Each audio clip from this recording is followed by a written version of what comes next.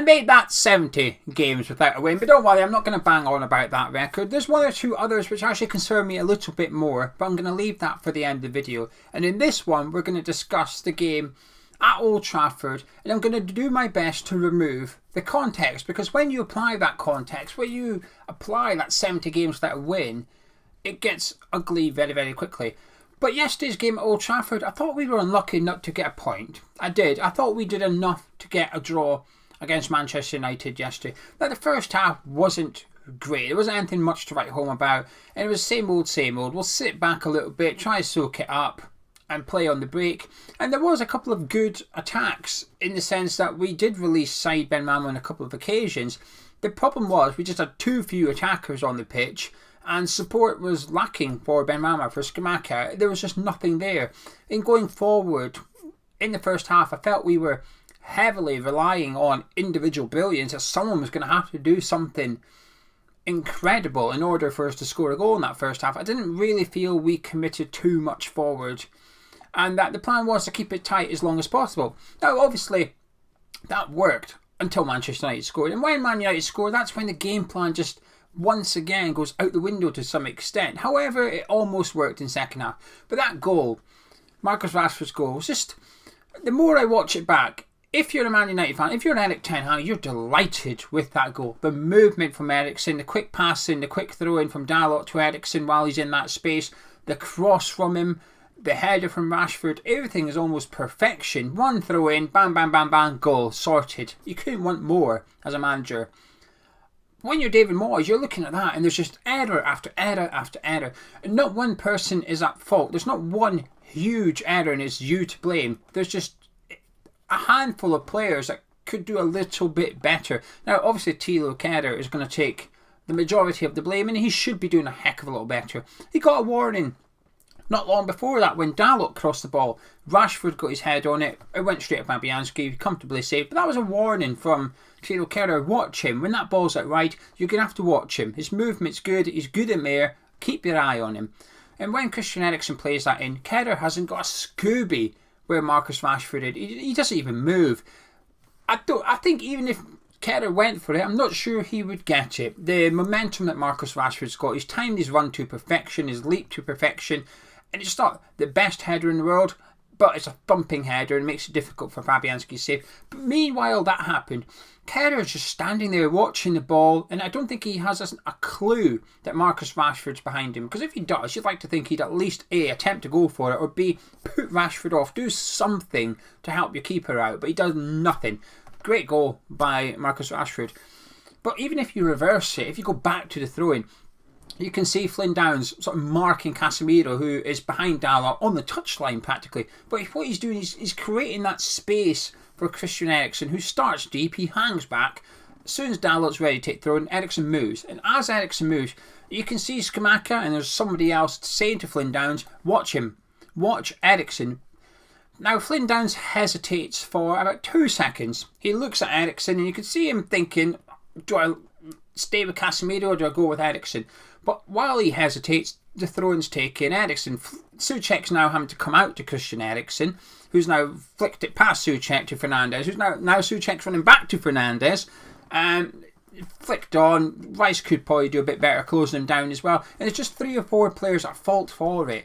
And if you're going to play that sort of defensive approach in the first 45, defensively, you need to be faultless, because you're going to invite pressure onto yourself. You're going to invite crosses into the area. You've got to make sure that you're winning every single battle in the air. Otherwise, it's not going to work.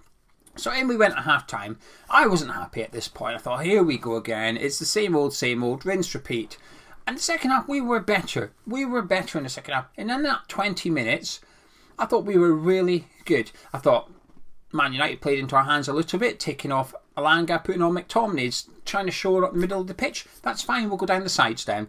And they just removed the threat that they possessed on the counter-attack. I thought got less as they took Alanga off and then put Fernandes out on that right-hand side. Now, obviously, the later change was to come of Fred coming on, who then hit the post. But for periods in that second half, I thought we were looking good. We asked questions of De Gea, 2 world-class saves. The one from Kurt Zouma, look at Zouma's reaction. He thinks he scored. As soon as he's headed it, he's expected to go off and celebrate. It's a fantastic save from De Gea, and then again from Declan Rice at the end.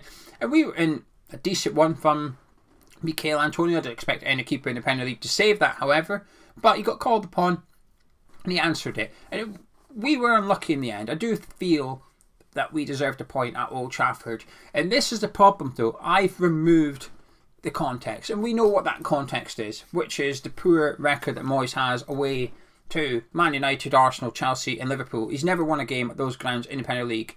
And then when you take the context back into consideration, it increases frustration. But yesterday I must confess, I did not find myself too angry or anything like that. I was disappointed and I was frustrated because we've just seen a copy and paste from the game at Anfield, and in between the game at Anfield and the game at Old Trafford, Leeds United have gone to Liverpool and won. Nottingham Forest have beaten Liverpool on their own patch, and that's when you look at the Liverpool result and you think, well, you know, we've got no points. Yes, you come away from Anfield thinking, were we unlucky? We were a bit unlucky, but then those results happen. You think, well, it doesn't matter now, does it? They've got points. Their teams around us and below us in the Premier League have picked up wins against Liverpool, which is something we failed to do. You see Brighton beating Chelsea comfortably. And again, it's a bit, well, we didn't do that. We've not managed to do that there. It gets you a little bit worked up. Individually, I thought there were some good performances at Old Trafford yesterday. But my biggest frustrations are the same thing I'm frustrated about in previous games. And I'm discarding that horrendous record here. So Flynn Downs is obviously the topic, his positioning, and that's the one that's up for debate in that number 10 role. It's not his position. 3 games he's played it now, away to Liverpool, at home to Bournemouth and away to Man United. And David Moyes, I think it's working, because statistically, something that Moyes can measure, it probably is. He's probably doing what Moyes wanted him to do. His pass success rate will probably be really high, because he's not adventurous. That isn't his job. He gets it, and there was a few occasions yesterday, not loads, you can count them on one hand, where he picked up within a reasonable proximity of the Manchester United box, and there was an option on for him to either move into space or to play the ball forward, give it to Ben Rama outside the 18-yard, or try and release Scamacca. And on those occasions, you would turn around and give it to usually Declan Rice. You would just give it back to Declan Rice. Now that's his gig. That is what Flynn Downs, and that's what Flynn Downs does well. I'm not blaming him. But if you're going to play like you do in the first half, which is counter-attacking football essentially, to have Flynn Downs in such a key position to do that is somewhat strange. It's somewhat baffling actually, but as the game went on I got more and more frustrated that he was still playing in that position. Not that he was still on the pitch, that he was still the one in that key role. When Pablo Fornals came on, he looked better. His creativity was a lot better than what Flynn Downs was. Now that's something that can be measured, and this is the difference. This is the difficult thing. When Moyes does look back at the statistics or whatever, it will suggest that Flynn Downs has played well. But what it can't do is measure what we've missed out on. What could we have done had we had Fornals playing instead of Flynn Downs in the first half of Old Trafford? You can't prove that. There is no evidence. It's all hypothetical. It's all opinions. And while one person could say, well, we'd be better, we'd possess more threat, the next one along can quite easily say, well, that's not true. We'd possess less threat. We'd be more open for being attacked upon. You can't prove it either way. It's all hypotheticals. And this is my frustration, really. I think we'll see Flynn Downs against Crystal Palace in a similar role, unless Paqueta's back. And this is what feeds on to our tactics overall and Scamacca. Now, Scamacca yesterday looked uninterested to me. I don't think he should have been subbed. I understand why he was subbed. He was booked. Moyes obviously doesn't trust him. I had a little look. He's had a couple of red cards in his career. Nothing that would concern me per se. But there's certainly a couple of red cards that he's had. And you feel he's capable of it. What we've seen at West Ham so far, he looks like he's got a tantrum in him. That he does get a little bit frustrated. But yesterday, that yellow card wasn't because he was angry or anything. It was because he got skinned by Marcus Rashford and he committed a cynical foul in the corner. It was arguably the right thing to do. The second one, which was why I guess probably spooked David Moyes, was with the high foot against Martinez. But there was no aggression in that. That wasn't Scamacca getting pissed off or anything. That was Scamacca watching the ball, going for it. Oh, defender there, didn't realise. Sorry, ref. Sorry, Martinez. Get on with it. And I've seen Antonio on a booking, running around, chasing, screaming, waving his arms at the referee. That's losing discipline. I did not feel Scamacca had lost any discipline yesterday. Moyes obviously feels differently. He was withdrawn from play. But what gets me is the tactics. That first hour, those tactics suit Michail Antonio more than Gianluca Scamacca. I felt it against Liverpool. I can't remember what video I did last week, but I certainly mentioned it there that actually Antonio is probably the better option if we're going to play like this. Then he takes Scamacca off and puts Antonio on. And then in the later stages of the game, we're crossing the ball. We're finally getting good crosses into the box, and Scamacca's on the bench at this point. And it's sort of like correct tactics, wrong striker. Scamacca's on the pitch when Antonio should be on the pitch. And then Antonio's on the pitch when Scamacca should be on the pitch. I'm not sure if it's correct tactics, wrong striker, or correct striker, wrong tactics. It's a bit of both. For me, it's a little bit of both. I understand why we played the way we did. I don't like it, but I understand it. I get what he's trying to do. But it's not worked. Had we not had these horrendous records, and it's not just his personal one, there's one involving West Ham I'll get onto in a second. Had we not had them, it would almost be justifiable doing what he's doing. But it's not. It's not worked. It hasn't worked once. So to keep doing it and expecting it to somehow work, and I say it nearly did yesterday, it wouldn't have done. A draw doesn't mean it's worked. The record would still say 70 games. We would have just picked up a point instead of a defeat. And it would have been a good point. I would be praising us getting a point. I'm half praising the performance yesterday. I thought we were unlucky. But that is when you remove the context. Now, the context I'm going to apply here isn't his horrendous record away to these clubs. We've now won 4 games away from home in the last 364 days. 365 days. The last year. The problem is we won one exactly a year ago. The 365th day we actually won. So 364 days, so just under a year. We've only won 4 Premier League games away from home. And 2 of those were Watford and Norwich. Right? Rank teams. We remember it. Not just the fact they got relegated, but we remember how easy those games were. It was a training session, those 2 games. And then you take into the other one, which is defeats. And in 2022... no team has lost more away from home in the Premier League than West Ham United. Those are not good numbers. So while you could offer mitigation for Moyes' personal poor record, fine. I don't agree with it, but okay, I'll accept it. Let's move on. But what about these records then? What about the fact that we've only won 5 of our last 20 Premier League games? Again, there is some mitigation there, which is, well, towards the end of last season, we started to focus on the European campaign. So a couple of games we fielded weaker sides and we did not win those. Fine, I accept that. But what about the other 17 Premier League games then? What about this season? Because we're not rotating for European football this season. We're worse off points-wise. Whether you compare it to 13 games played versus 13 games played, or you compare it like-for-like fixtures, we are worse off this season. These records are not good and they're not going anywhere anytime soon. So in regards to yesterday, did I come away angry at that? No. But I came away concerned, frustrated, a bit annoyed, and it was another sort of opportunity lost. That was not a vintage Man United team. Now, listen, don't get me wrong. Martinez had a good game. De Gea had a really good game. I thought Dalot was fantastic for them at right back. And when Marcus Rashford scored, when I watched Kerr, I was almost like he could be doing better, but the momentum Rashford had, even if he did get up, I think Rashford would have still beat him to it, right?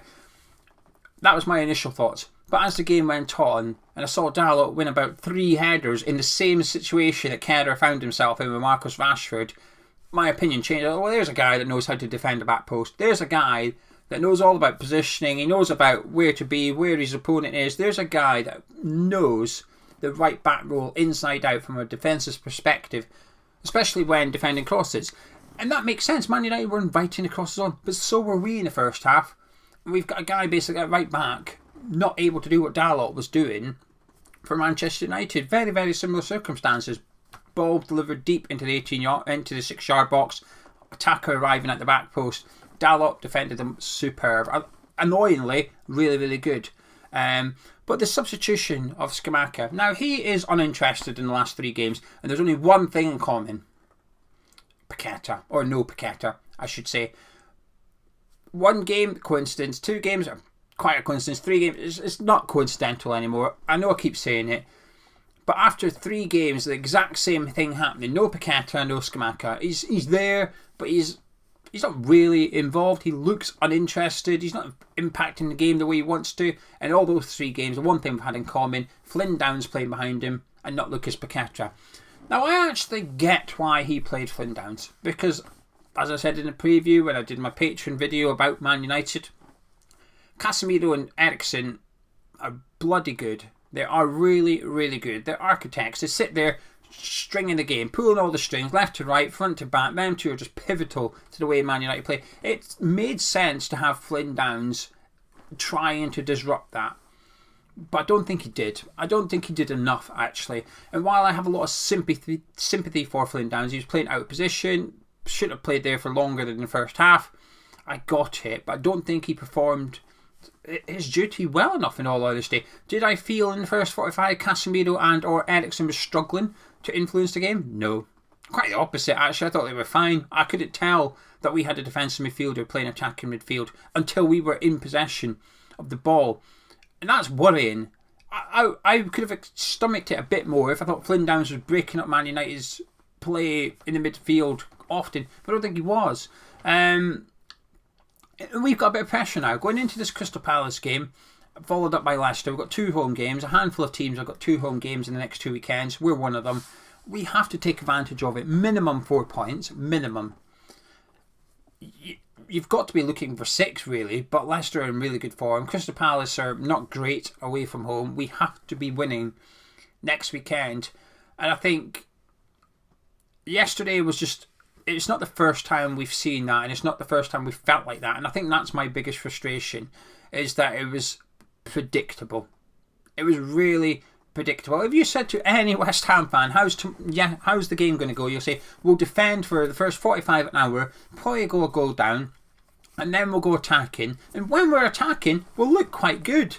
And we'll probably come away from the game thinking we were perhaps a little bit unlucky, but we still got a defeat. Yesterday was incredibly predictable from start to finish, really.